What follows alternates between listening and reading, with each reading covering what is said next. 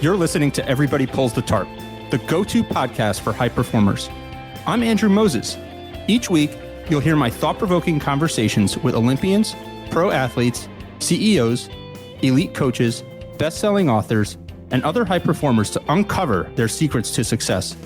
Get ready to be inspired each week when we talk about leadership, teamwork, work ethic, and more. Are you ready? Let's go.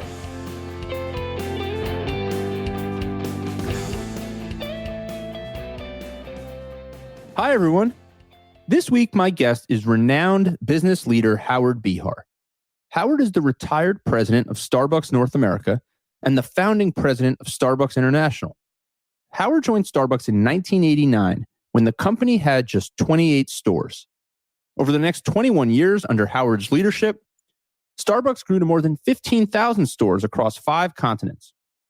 At the center of it all is a culture built around people, authenticity, and servant leadership. And so many of the things you see and experience at Starbucks today are the result of Howard's ideas and people-centric mindset. Our conversation is filled with practical lessons about organizational culture, how to help others reach their full potential, and the power of putting people first. So, let's pull the tarp and get straight to Howard Behar. You joined Starbucks in 1989. There were 28 stores. How did you first get connected and find Starbucks? It was an accident. I turned right and started turning left. I met this young guy named Howard Schultz who had just bought the company. And we had a breakfast meeting and he was looking for a VP of operations. And I didn't fit anything on his list. The first 2 things on this: college degree, I don't have that. Food service experience, I didn't have that. We got to number 10, can you breathe? Yes, I can breathe. But that was it. I was looking for a business to buy. And so we parted company. And about a year later, I finally found a business to buy. And in order to raise money, I went to a guy that had helped Howard raise his money. And he said, what do you want to do that? What do you want to go into your own business for? We need a guy like you right here. This will be your business. And a guy named Jack Rogers, he just passed away recently. But anyway, Jack got me together with Howard again. And I said to Howard, before either one of us decide to do anything here, can I work in the company for a week for free? You don't pay me. I'll just show up. Here's what I want to do. I want to work on the trucks for a couple of days. I want to work in the roasting plant for a couple of days and the storage for 3 days. After that first week, let's talk. And that's what happened. And after that first week, I was convinced it was a good place for me. And I gave up the idea of buying a business. And I did buy a business. Basically I invested in Starbucks in those early days. And the rest is history. I didn't know it was going to become what it became. Never. I thought it was going to be I was trying to escape corporate life. I wanted some really nice little place to work that was going to grow, but not crazy growth. It went up in crazy growth. So what was that week like? What were you looking for in the roasting plants, on the trucks? What were you looking for? I was looking for its culture. I spent all my time talking to people that worked in the company and people we serve, those people we call customers, and I was cleaning, that's all I could do, really. Actually, I was in the roasting plant. I was loading 5-pound bags of coffee for Costco under another brand. I forget the name of the brand, but it wasn't Kirkland. It wasn't Starbucks, something else. And so I spent on my feet 2 hours, and I was working alongside the other people in the plant, and they didn't know who I was. I didn't know who they were, but we talked, And so after that week, I got it. I realized pretty quickly that we weren't in the people business. We weren't in the coffee business serving people, but we were in the people business serving coffee. And, I was convinced it was the right place. So it was just, when you get a week to look at something, it's, how many people just go for an interview and they talk to people, but here I'm in the middle of it. I'm not, I'm talking to people while they're working and I'm working and I'm dirty and they're dirty, and I'm cleaning the condiments. I'm doing all that stuff. So you get a really good look. I highly recommend it. Howard, was there something that someone said during that week or that you specifically saw that said, the culture here might be different? The culture here might be really special. Well, I didn't think that the culture was so special, actually. They weren't more about the coffee than they were about people. But you could feel the greater purpose of the organization was great cups of coffee, serving people well. And I could get that, but it wasn't a people-centric culture at that point in time. That's what I brought. How do you and Howard Schultz go about doing that? How do you, at that stage, a sizable business, 28 stores, how do you set a culture that's going to chart you on the path forward? Some interesting things. before I went to work at Starbucks, I was looking for business to buy. I had created a list, and on that list was everything I wanted to do in the next company. And everybody got equity. Everybody got to vote, right, in their areas of expertise. So Howard and I meet, and we're talking down the same pathway. Everybody was going to get equity, and we gave everybody health care. So we agreed on all those things. We struggled a little bit on the people stuff, on how you treat people. I always believe that you catch people doing things right. He was kind of catch people doing things wrong kind of guy at that point in time. And we used to battle royal about that, because I always believe that you find if you catch people doing things right, and you tell them that, they want to repeat that feeling. When you catch them doing things wrong, they avoid that feeling at all costs. And they avoid any mistake that they might make because they don't want to make a mistake then. I want people to make mistakes as long as it's not over and over again, How do you help people grow through making mistakes? Well, you have conversations. People make mistakes, and then you sit down and say, okay, what could we have done better? Because it's a we, it's not they. And what could we have done better? How can I help you the next time? And you have real conversations about it and say, what did we learn? What did you learn? And here's what I learned, and it's a dialogue. And that's how you help people grow. And, the goal of any leader should be to grow their people. First, grow them as human beings. Second, grow them as professionals. And so that means you have to serve them. They're not there to serve you. You're there to serve them. And in that journey, they become better. Here's the equation. Grow the people grow the organization grows the business. It's about that simple. You've got to grow the people. So Howard, during your tenure at Starbucks, you go from the 28 stores to more than 15,000 stores across 5 continents. We all know the story of Starbucks. You can't drive anywhere or walk anywhere without seeing a Starbucks. Yeah. What was the biggest challenge when things started to really take off and scale in maintaining some of the philosophy and culture that you described there? First of all, getting the right people on the bus, as Jim Collins likes to say, and that is always the most difficult. We were growing so fast, we were recruiting a lot of people. When you're recruiting a lot of people, there's a lot of potential for mistakes on both sides. They come to the wrong company, we hire the wrong person. So you had to get really good at that. And we got pretty good at that. Having the right people, that was always an issue. Having enough of the right people when we were growing as fast as we were growing. And then, it was the typical things in business, making sure you were paying attention. Look, my job migrated from always looking at everything that was going on to a guy that was the chief of culture, so to speak. I was a guy, I gave the same speech, I don't know how many thousands of times. And I created reward and recognition systems that would reward the kind of culture that we wanted. And my day job was the people, my night job was the business. Day job, the people, the night job, the business. You talked about recruiting there and recruiting the right people. Yeah. What were you looking for? What would indicate to you that someone could be a real slam dunk hire? Well, that you never knew that, right? Sometimes you had this sense. And sometimes you were right, and sometimes you were wrong. I got pretty good at it after doing it for as long as I was doing it. I had been in business for 30 years, almost not quite 30, about 25 years before I started at Starbucks. So, but, I always interviewed for human skills. I didn't care so much whether, if we were hiring an accountant, I'd let the accountants determine whether they had the accounting skills. But when I was interviewing that same person, I would focus down on human skills. I would ask questions like, what do your parents like about you? What don't they like about you? What do they wish you would have become? What is the biggest argument you ever had with another person? How did it get resolved? What does your brother think about you? What does your sister think about you? What does your best friend like about you? What do your friends not like about you? What do you like about yourself? What don't you like about yourself?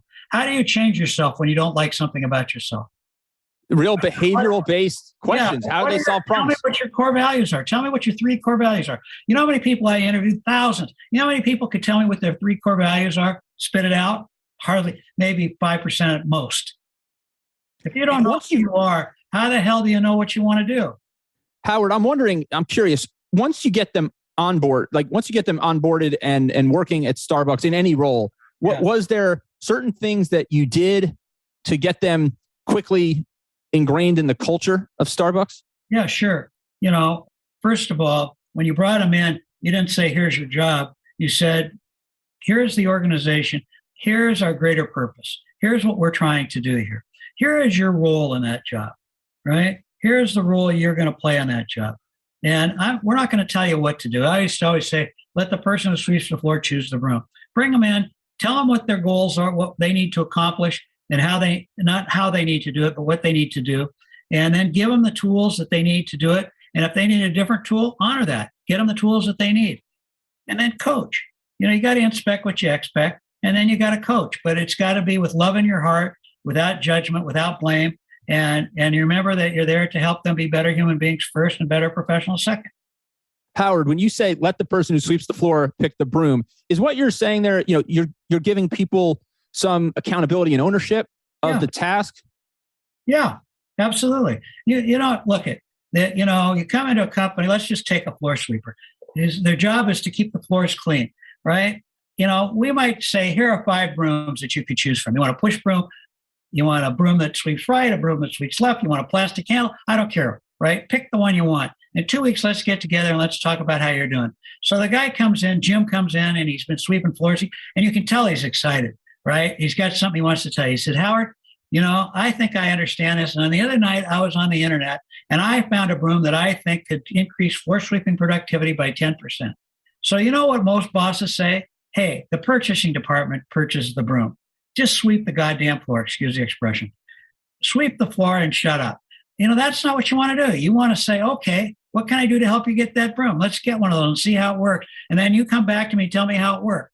Sometimes it doesn't work. So that's okay. We took a chance on a different kind of broom. We learned something, but that's the key, because they're the ones doing the work, not you.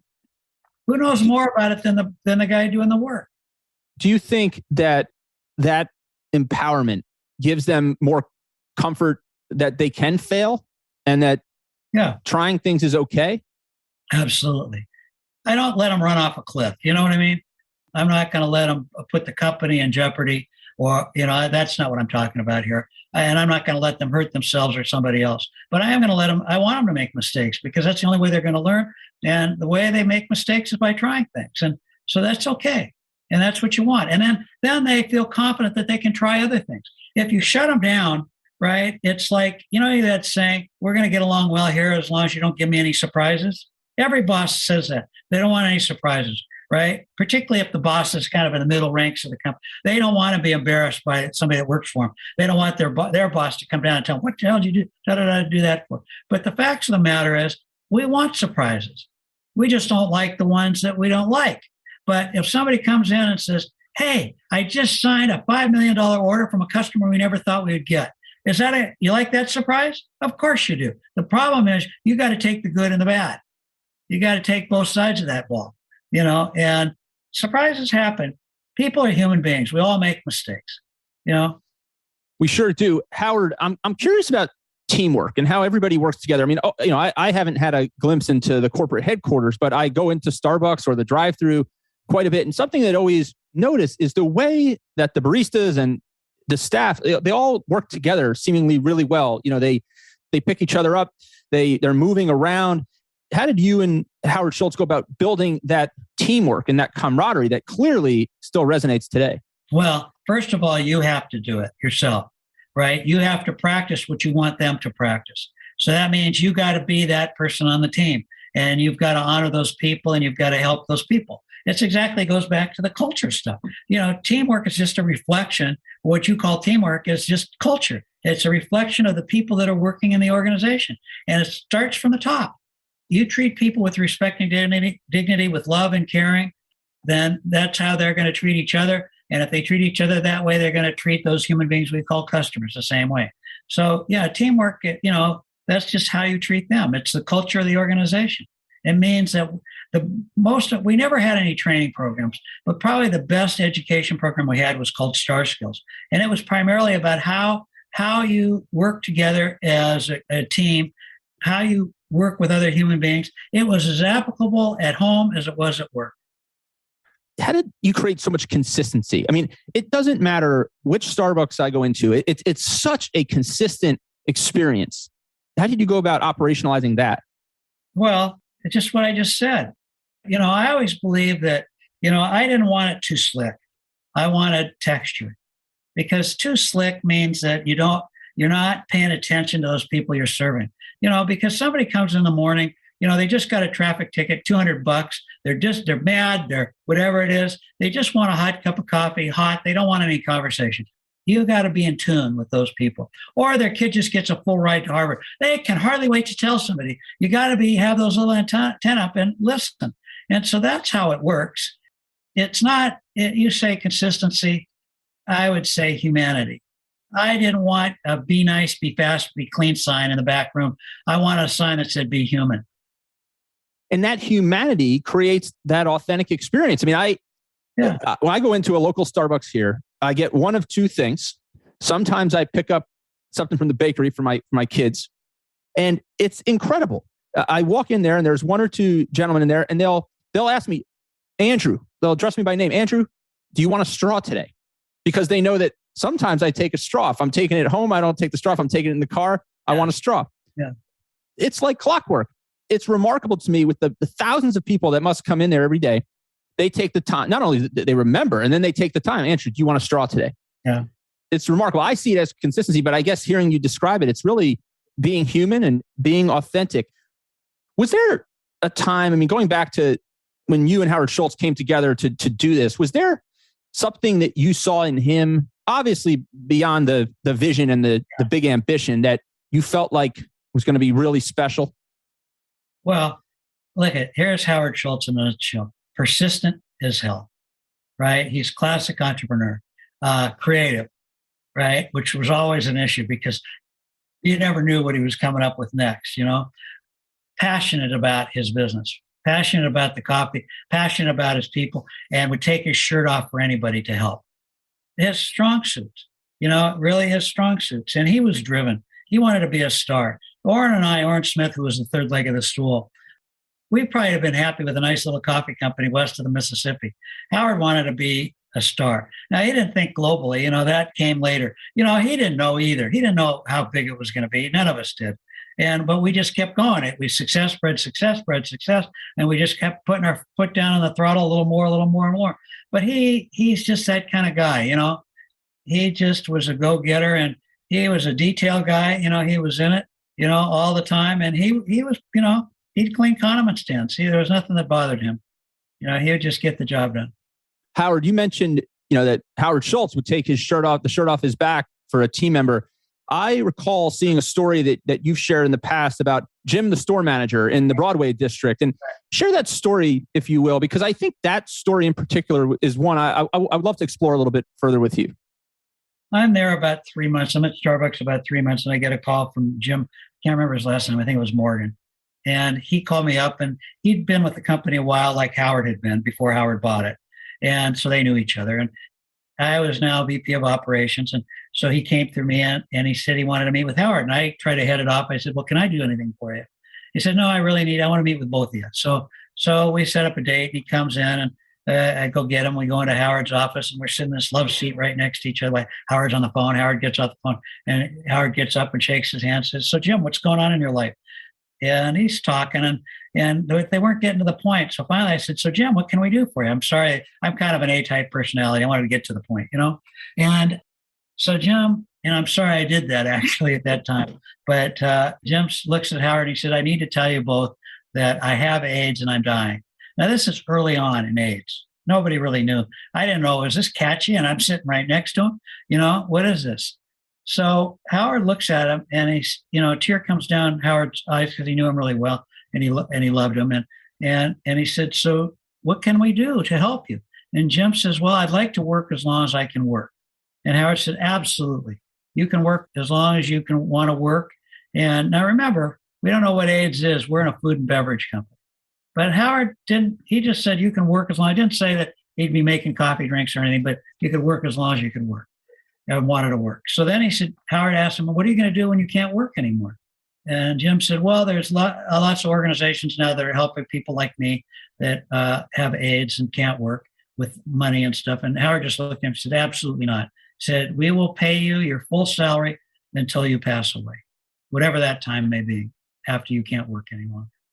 So then Howard said, what are you going to do for your health care?